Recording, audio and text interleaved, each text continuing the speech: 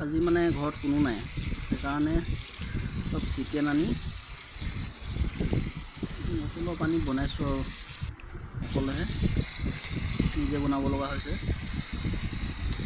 ইমান আইডিয়া নাই বনোৱা, তথাপিতো নিজে খাবলৈ পাৰি আৰু বেয়া হ'লেও খাম আৰু। চিকেন, কেপচিকাম, বিলাহী এনেকৈ বনাইছোঁ। লগতে আলু 2 পিচ দি দিছোঁ, আলু নহ'লে আৰু আমাৰ অসমীয়া মানুহৰ কামেই নাই।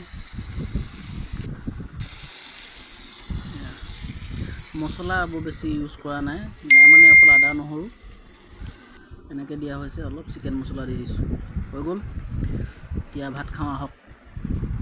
উলিয়াই ল'লোঁ এনেকৈ, কোনো নাই, বাহিৰতে বহি লৈছোঁ ধুনীয়াকৈ, বিন্দাছ খাম আৰু।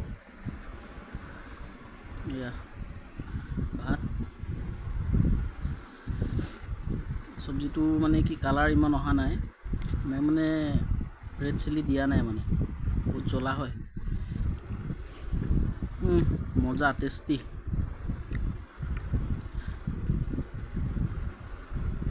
আৰু মজা।